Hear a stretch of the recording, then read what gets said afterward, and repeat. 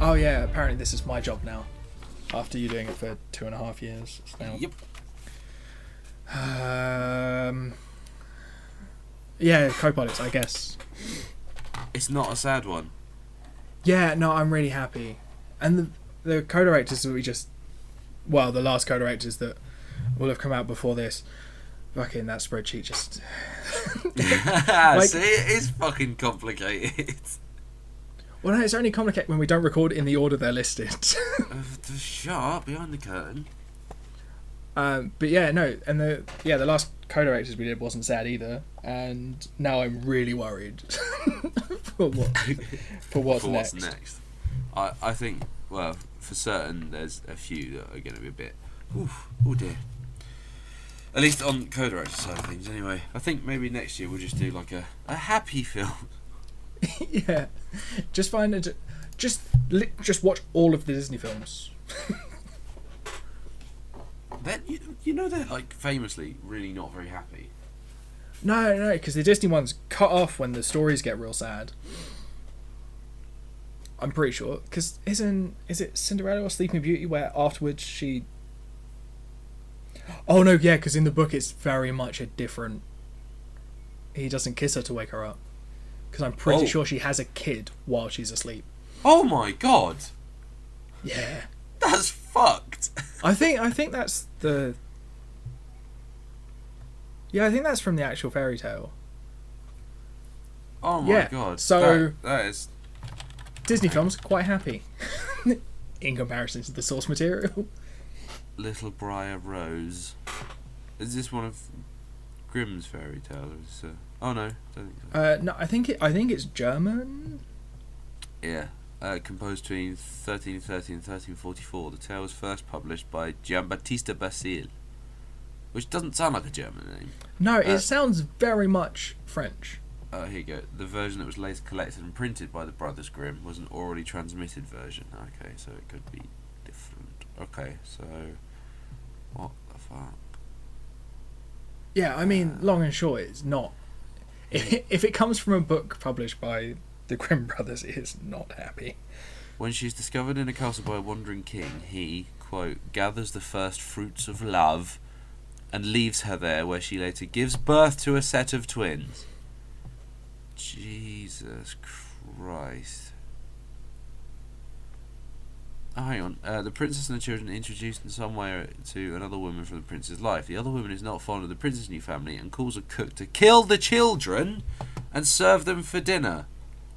Oh, instead of obeying, the cook hires the children and serves livestock. Next, the other woman orders the cook to kill the princess. Before this can happen, the other woman's true nature is revealed to the prince, and then she is subjected to the very death that she had planned for the princess. The princess, prince, and their children live happily ever after. Well, that's nice, isn't it? Yeah. So, that's really ruined this whole, it's a happy podcast. Shit. Well, on to happier things then. Yeah. What are we starting with? I mean, shall we get your new favourite TV show out of the way? Yes, right. Here's my big problem. With, what? With Glee, right? I don't like musicals. As a rule, there's a couple of exceptions. I mean, I didn't know that when I put this on the list. Obviously. Yeah, it's never come up before. No, not once. I don't. The thing is with musicals, right? Everything just seems a bit too neat and polished and nice. Everything's so fucking nice. I wouldn't have said that hands. this is a musical. No, but it takes its cues from musical, like... Yeah, I mean, also it's an American high school show, so But everything looks very overly polished anyway. Yeah, it's all like the most beautiful people just being like, oh, everything's it's really hard to fit in. And actually, to be fair to the show, like, one of the things I think it does quite well is representations of different people, and I think actually it's probably going to explore some issues. I think it's going to explore them fairly well, which is great. But right, This doesn't sound like you have a problem with it.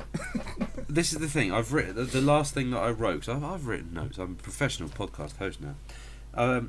If it's what you like, you're gonna properly like it. Otherwise, you won't. And I very much am in the otherwise category. But like, because there are some decent things in it. Like, there's a weirdly, like, they talk about MySpace and shit. But there is a brief. Yeah, that really dates it, I think. Yeah, there is a brief mention of like negative effects of social media. So there's a girl who's obsessed with posting every day, and she gets hate for it. And I think that's always worth exploring in a story. So hopefully that'll come something a bit later. Yeah, I mean the thing is, no one nails that better than Black Mirror. Oh yeah, absolutely. Which I've not seen the most recent 3 episodes for. I watched those just before I watched Glee. Wow, really it's a very big change of pace. My biggest problem with Glee. What is a Glee club? American. What is it? I think what do they do? Is it it's just not an a singing? cappella group. No, because I'm very well versed with that because Pitch band. Perfect. But I think it's just like. But surely, because they're called. It's like some sort of choir or something. I imagine. But surely, like Series 1, Episode 1, that's the first thing you do is you say, Glee Club is this. Hang on, so it's a Glee Club in the United States is a musical group or choir group, historically of male voices, but also of female or mixed voices, which traditionally specialises in the singing of short songs, known as glees, by trios or quartets. Right, at no point by 6 people in this episode. But that's the thing, I think, because it's made in America primarily for an American audience, I think Americans would sort of go, oh yeah, Glee Club. Whereas us British Philistines would be like, huh? What would the equivalent of that be for us? What would we, like, an example of something we would instantly know what it is that an American audience might not? Chavs. Yeah, done. Romeo done. A couple of other points that I made. So, Mr. Schuster,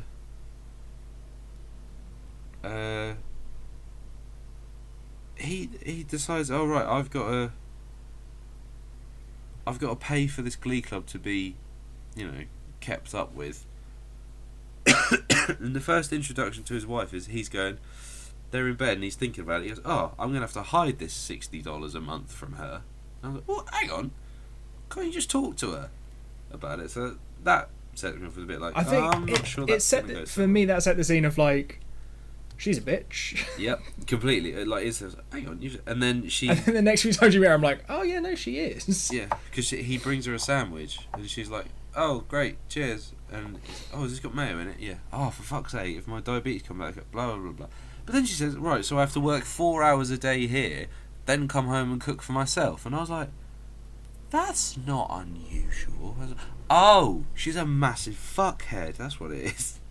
I want to work 4 hours a day. I would quite happily work for it. I mean, if it depends on which 4 hours, but yeah, you pick and choose. Yeah, no, if I could do them all not together as well, like non-sequentially, just do like one first thing in the morning, and then one at about lunchtime.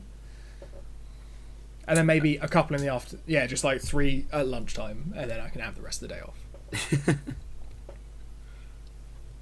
What else have we got? That's a bad thing. Oh yeah, he pervs on a kid in the shower, and then after doing that, he blackmails him.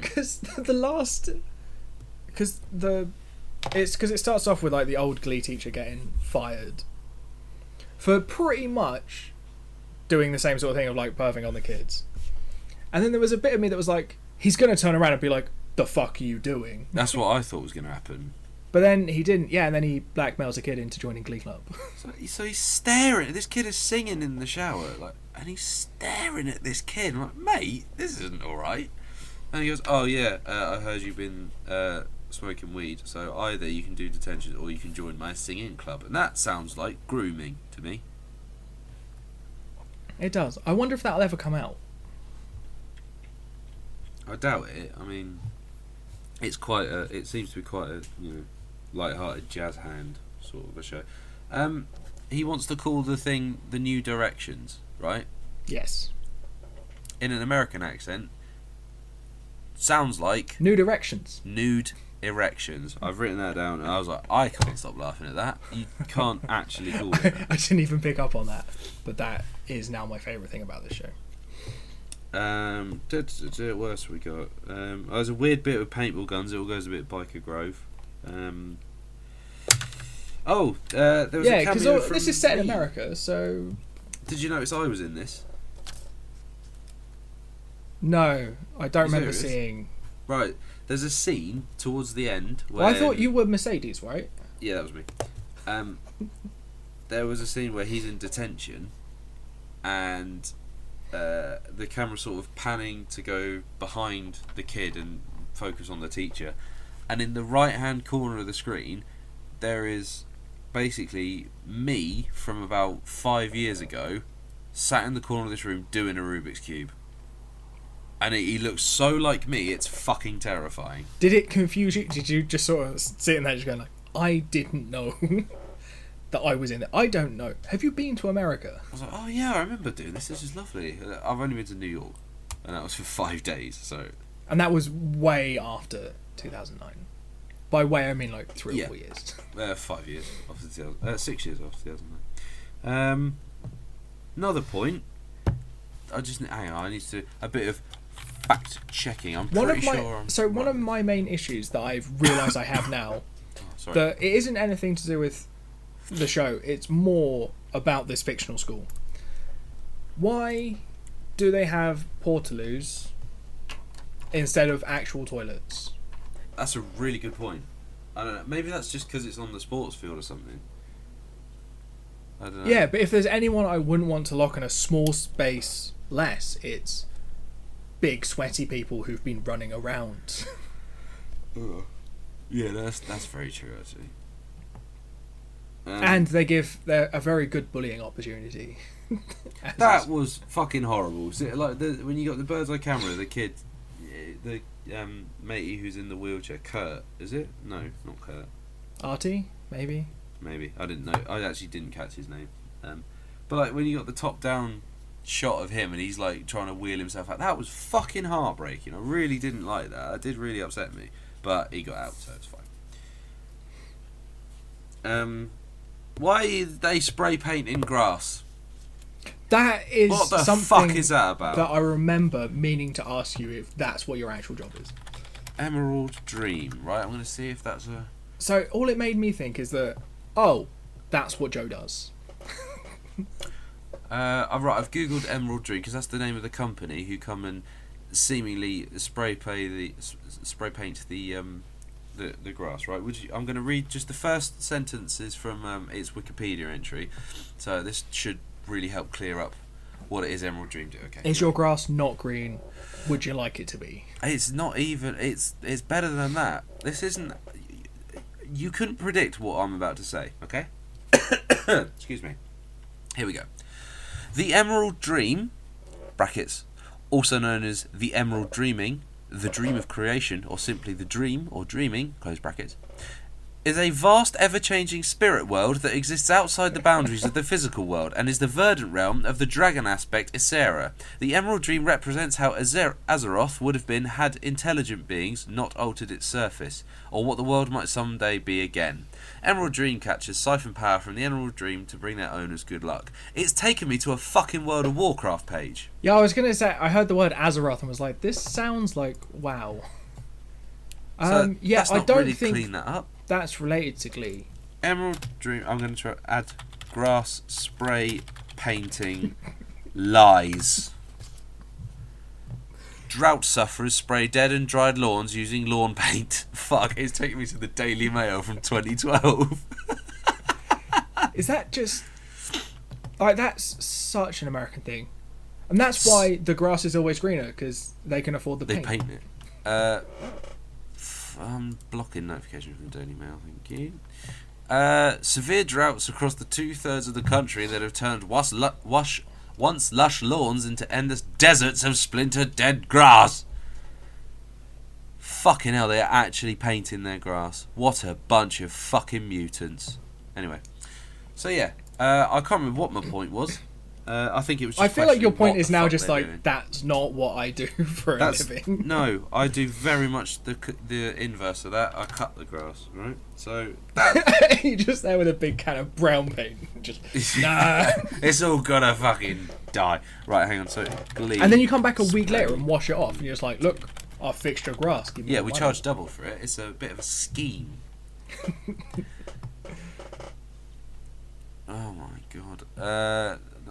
Now Californians are spray painting their parched grass. I Yeah. feel like you're really hung up on this whole grass painting thing. Well, to be fair, the last time I came and stayed with you, we spent a ridiculous amount of time watching YouTube videos of a guy cutting and then trimming some patches of grass. Yes, it was very interesting watching. Now I so- understand your job. Just gonna tick that off the list. What's the next? The thing that I didn't realise about Glee is that they go straight in for "Don't Stop Believing" in the first episode. Yeah, I muted it because I cannot stand that song at the best of times. Even when it's sung by the band Boston, I really don't like it. When it's done by fucking kids who are trying to jazz hands their way to fucking high school acceptance, I want to listen to it even less. So I muted it for the last. I just turned the sound off for the last scene because that was massive a few years ago. When I started college, this had just come out and every cunt was playing Boston on their phone. It really pissed me off, so I really can't stand that. I thought it was Journey who did it. Oh no, Boston, I'm thinking of More Than a Feeling, aren't I? It was Journey. I stand corrected. I apologise. Yeah. Boston, I'm sure. Well, no, will because love when it. this came out, like I didn't hate like the covers they were doing. Like, and I was There's more. yeah. I'm pretty sure there's like a new song in every episode. Oh really? Oh, that's while we're on the subject of this then. Sorry, I've just got to clear my throat again. I didn't bring a drink to this recording session. Well, I think that's really thrown up that whole. Oh, I made notes. I'm a professional. Didn't bring a drink. You alright? Because you're a waste of space. That's why. Yes. So. Oh no! Hang on. I might have my Oh, facts you wrong. are struggling. Well, okay, no. Fair, the point I was going to make doesn't actually stand because this came out in 2009 and Amy Winehouse died in 2011. I wrote. Did you assume that you're just like it's in bad taste? Well, I put the question in the context of Amy Winehouse's decline and eventual death. Does the gleification of her song about rehab somewhat trivialise the gravity of the situation? But she hadn't died at that point, so never mind. It was a good point. Had the It was a facts good been point. different. If you just, I don't know, looked it up. Well, at this point, while I was watching it, I wasn't 100% sure of the timing. So I was like, I'm sure she did die around that sort of time. It was only 2 years since it, so. There's another point about. I think Terry might be the most annoying TV character I've ever seen. Which ever. one's Terry? Terry's his wife. Oh yeah, no, I don't think you're meant to like her. I think you're meant to root for him and Emma to end up together. Oh yeah, I think. They laid it on thick with that, didn't they? It wasn't exactly. I mean, I can't say I noticed. I mean, she's clearly already in love with him. I mean, she's a teacher at the school. And she sits on a bench at the school and draws a fucking heart around a picture of him. Grow up. Jesus Oh, Christ. I must have been looking at my phone during that bit.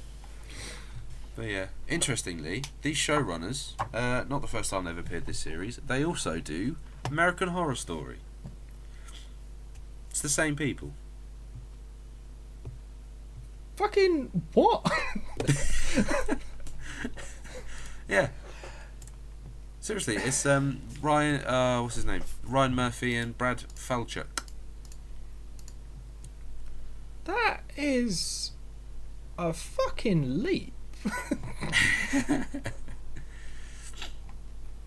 The thing, I imagine there are probably bits of Glee that are really fucking good. Like, probably just if you took all the like performances out and just you could probably just watch those quite happily. If you're just like, these are cunts who are just singing. But it's all of the bullshit around it that I'm not really into. Yeah. Because it's just every other high school drama, but also music. And like it's quite cool to see them trying to go like, hey, look at all these stereotypes, and look at us just go smush. You're all losers. But I don't know. I mean, I'm not going to watch any more of it. No. I've already watched what's probably the best bit, which is the episode that Neil Patrick Harris turns up in. Because he turns up, and I think he sings Rocket Man. Actually, that I wouldn't mind seeing, to be fair. It's on YouTube. Well, there you go. That's what I'll do. I'll YouTube it. I don't need to watch no series. Yeah. But yeah, like, if it's what you like, it's what you like. This just is not for me. Oh, my goodness. My throat is so dry. Well, how about we take a refreshing sip from the cup of Turn Up Charlie. Yes.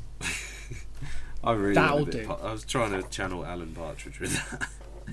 I was just sat here silent trying to think of a segue, but yours will do. Thank you very much. Right, Turn Up Charlie. Who is Turn Up Charlie? It's only the third time that Idris Elba's turned up on this podcast.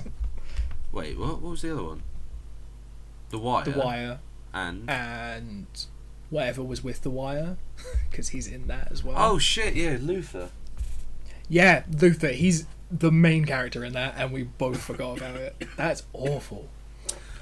Yeah, but it's good. I mean, to be fair, that episode was just about Idris Elba. Yeah. This one is about Glee and Idris Elba. And I guess there are some other people in Turn Up Charlie as well, but who really gives a shit? So he's a DJ, but also failed pop star. Not failed. I mean, he had an album out that they find in Camden Lock. How cool is it seeing places you recognise though on TV shows and shit? Like when they cut to Camden, I was like, I've fucking been there. Yeah, that's because I've been in Camden Lock as well, and I was just like, I've been there. I've looked at Cyberdog and gone. Have you been into Cyberdog? Not the one in Camden. I've been into the one in Brighton. Oh, okay. I walked into the one in Brighton and just went, who the fuck would buy anything in here? I saw the one in Camden, which is like, who the fuck would buy it? And then Idris Elba was like, I buy shit in there. Shit, it's cool now. They're like a rave shop. 42-minute drive from yours to Camden. Do you want to go there weekend? I'm just having a look at the train, see how long the train would take. 58 minutes-ish. Fucking hell, that's a long way. No. It's too far. But, no, there was a bar you wanted to go to in Camden, wasn't there? Was it Camden? Is the Bill Murray in Camden? I think so. Oh no, it's in Angel. Oh, that's way closer. That's only like 40 minutes away. Is it? Yeah. Oh my god, Daniel Kitson is there right the fuck now. Alright, see you later. Also, who's that? Oh, apparently he's I've just heard very, very good things about him. And actually, Rich Hall was there not too long ago, and he's the chap who sent me a nice message when I wrote about his podcast with Pod Bible. So. Oh, very nice. That's nice. How long is it going to take to get to Angel from yours? You reckon it's 40 minutes? About 40 minutes, I think. Because it's a couple stops on from London Bridge. London Bridge is about half an hour. I would like to go there at some point, but maybe we could go. Maybe. All right. So maybe we should go Saturday night. Next time I'll move to Angel. If you could, please. Who's ready? Who's ready for a fun-filled trivia fact about Angel? Who's ready? Who's ready? Exactly. Oh, Nobody. you want me to? Did you want me to say me? No, I'm going to say anyway. Angel, the Angel Underground Railway Station, has the longest escalator of all the stations in London. Oh, that's cool. You're very, very welcome. And yes, Lisa and I once went to Angel just to go up and down the escalator. We literally came out the tube, up the escalator. This is taking a while. Got to the top. Right, back down we go. Back down the escalator. That took the same amount of time. And we went off and did some other London bits. You guys are weird. Yep. I really want to do that now, though. It's really not. It's not all that, to be fair. Yes, Turn Up Charlie, he lives with his auntie. In London. With his mate Del. So we were who's still played by technically Gus on Kahn. topic. Gus Kahn, who has the funniest moment in this episode. Oh, what the... When... Because... Is that when Charlie comes back with a girl? Yep. And his aunt bursts in. And he's just like, what the fuck are you doing? And then she looks down and just goes, the fuck are you doing here? That's in the trailer, I think. I believe. I think, yeah, because it was the trailer that we... Last time I was around yours, funny enough, we watched the trailer for this and we were like, yeah, we're bumping some shit, we're talking about this year. Oh. And I think it was that moment that convinced us. Like, yeah, we're doing this. Oh, because it's just... It's weird, because it does that really good thing of balancing, like, oh, this is like, some fairly serious shit in here. It's also very funny. I like things that balance, to have that balance. Yeah, I think there's going to be some serious stuff going on. I think that I picked up on a little bit of tension between Charlie and Sarah, his best friend's wife. I wonder, perhaps this might be going somewhere. No. Okay, that's a shame. I clearly cannot read rooms correctly. Well, I mean, depends. What did you think was going to happen? Do you think there was going to be some booty smooshing? I don't know. I just thought there might be a bit of an attraction there from her, and he was like, yeah. And it was like, but it's best friend's mate, wife, not mate. Well, I mean, they have a kid together. They're technically mates. So they have mated. Yeah, but it didn't go the way I thought it was going to go, because suddenly it seems to be more of a story between Charlie and Gabriella, who's his best mate's daughter, and he is employed as a nanny. And she is fucking hilarious. I amazing. love that kid. Highlights include she pilfers her most recent nanny's vibrator from her bag and gives it to the dog, and the dog runs around with it, and then her dad says, could you just, and he puts it in a really wanky way, doesn't he, just communicate your frustrations with me, and she just cuts him down going, okay, well basically I stole the dildo because of my own sexual intrigue. He jumps up, it sounds like a conversation for your mother. That's fucking brilliant. She's so good. Yeah, that kid is too smart. Like I'll admit I've watched like the first 4 episodes. Oh really? Yeah, like it's not many. I thought there's only like 8 or something in there. Yeah, there's more coming. There's more. This is maybe one of the most, like, the show comes out and then we've talked about it, because this only came out in March. That's still not exactly finger on the pulse from us. Right. Do you remember a few weeks ago when we were doing the fucking League of Gentlemen? Fuck off. Well, no, I'm just saying that's our normal go-to is like 2 or 3 years. I wonder what the oldest show we've done is. It might even be The Twilight Show. Twilight Zone. Yeah, that's it. I was watching more of that the weekend because I got the box set on Blu-ray. It's fucking brilliant. Yeah, it's really fucking funny. The show is mostly about Charlie and Gabrielle. Yeah. Which is cool. Well, that's good. Because I really like their dynamic. Their relationship is fucking brilliant. Yeah, I love the end of the episode where she's just like, we'll see. Just like the little torch. I'm just like, Right, another quick quiz for you, Richard. What links co-pilots and co-directors in this episode of Turn Up Charlie? Us. Well, no. But yes, but no. There is a director whose films we discussed. It was one of the earlier episodes of co-directors. This says it was directed by... Wait, were they in it? Right, I'll give you... There is a cast member who appears in probably the most important work of an earlier director. Wait, I'm going to have to look at the list of directors. Who was in the following? Oh, oh, you're on the right lines. You are on the right lines. I'm going to tell you, you're taking too long.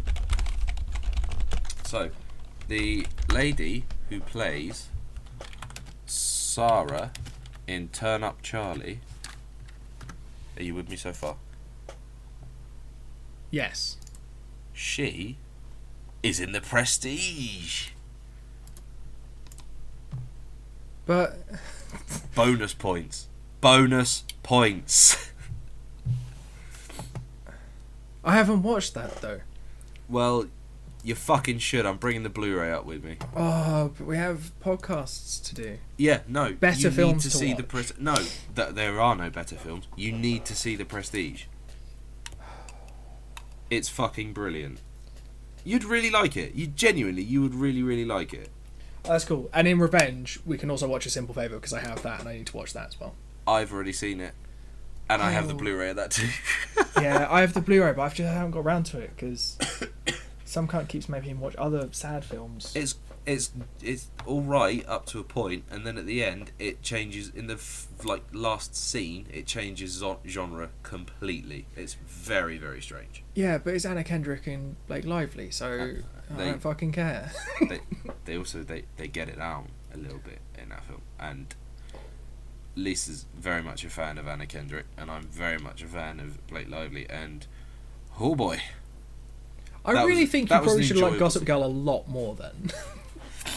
What? No, it's bullshit. I know who it is. I guessed in the first episode who it was. So that is actually true. There's no point. I don't need to watch it now. You haven't guessed the ending of The Prestige. So, I'm going to bring The Prestige up at the weekend. Wait, does that mean if at some point during the film I guess the ending, we just stop it? If you guess the ending, then yes. But with one proviso. Do I have to show you my search history? No, I don't want to be involved in that. You're on your own with that. And whether they seize your laptop or not. Please, I want to show you my search history. I want nothing to do with it. Please. But yeah, no, Turn Up Charlie's wicked. I've written a little note here. It's Nanny McPhee for the MP3 generation. Yeah? I think that's a good place to leave it, I think. Smash it. No, I think that's fairly true. It's also just a bit swearier. I like the fact that Gabrielle calls Idris a bitch all the time. That makes me laugh. And the fact that every time he just goes, "Can you please stop calling me a bitch?" And she never does. She is a really good actress, actually, that little kid. She's fucking brilliant. Yeah, like it's... you genuinely need to watch the rest of this. I can't remember what episode it is because this website has nothing about it. Fucking Wikipedia's just like, yeah, there were 8 episodes. Episode 1, episode 2. Doesn't tell you what happens in any of them. But I think it's episode 3. She starts school. And it's like a posh school. And I thought it was going to be like when... Actually, no, it kind of is. Like when Rory starts at... Chilton, yeah. fair play. But obviously different because all the kids are British and there's one American. Uh-oh, I smell bullying.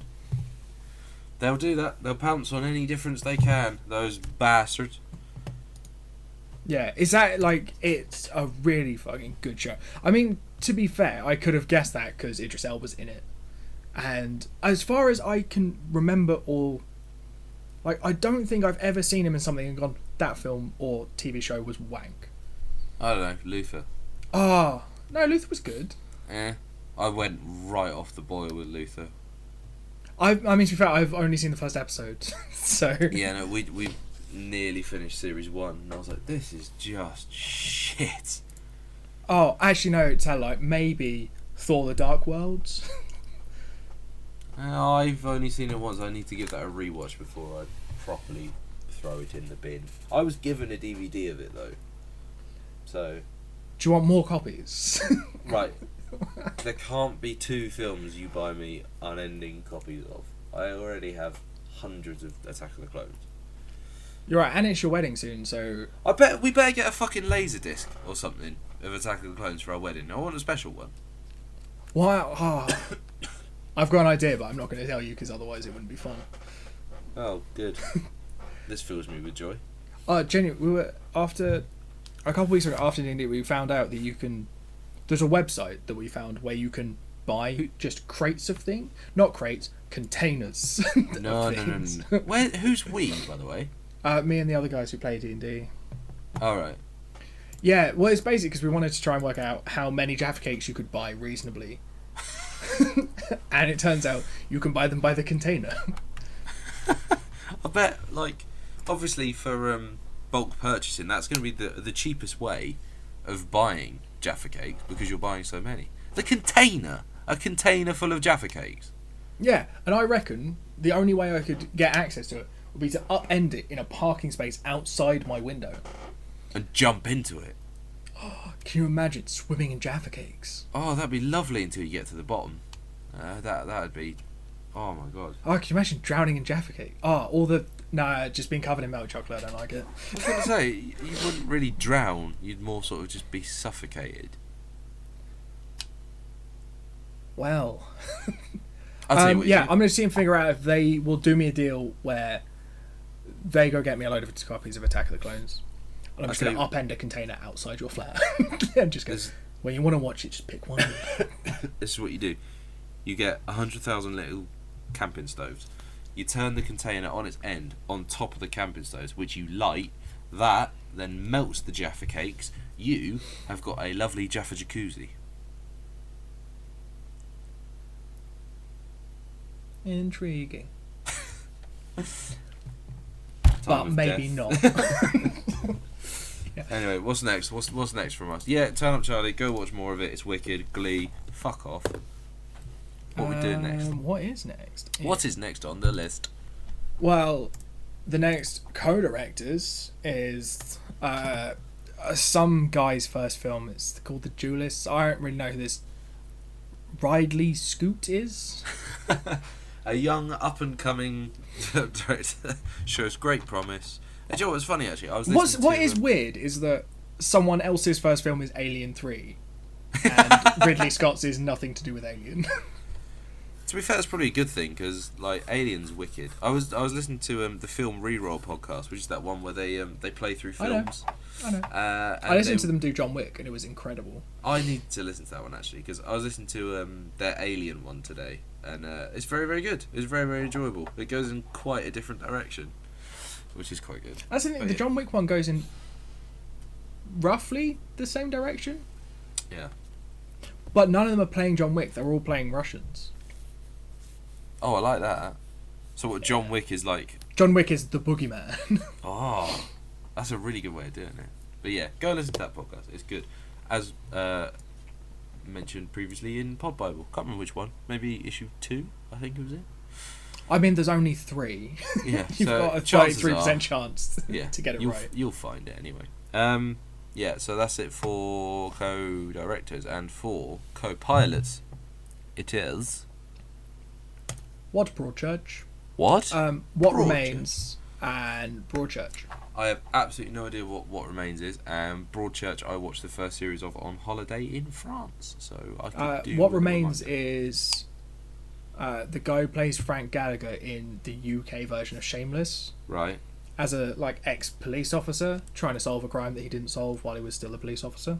I really like that. That is a sort of story trope, is the unsolved case coming back to haunt a wily, plucky detective. Have you seen The Missing? No, don't think so. Did that start as like a Scandi noir thing? No, it's like the first season was James Nesbitt and a bunch of other people. 2014, The Missing. And that is... I thought it was going to be quite similar to that, but it's not. But I really enjoyed it. Oh shit. Well, listen to the podcast anyway, please. But yeah, it really, because I only did one season of it. Also, I think it's got someone from Spooks in it, if I remember rightly. What remains?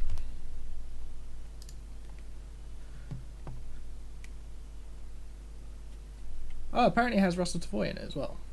Tovey. It's Russell Tovey. No, I don't care, mate. You haven't been watching Years and Years, have you? Nah. That's something I need to catch up on because it's so good. It's one of the best TV shows I've seen ever. You should watch that. It's on my play. It's fucking Yeah. good. What you might also like is it's not at all what I said. Okay. Oh wait, no. Oh, I can't remember what it's about. I was just Brilliant. looking at like the episodes and I was like, huh? This is not what I remember watching. But it turns out in the first episode he's not actually retired. Well, that's ruined that then. Should we fuck off? Yeah, we probably should, otherwise I'm just going to start talking about what remains. I need to go and get a drink. My throat is dry. Goodbye!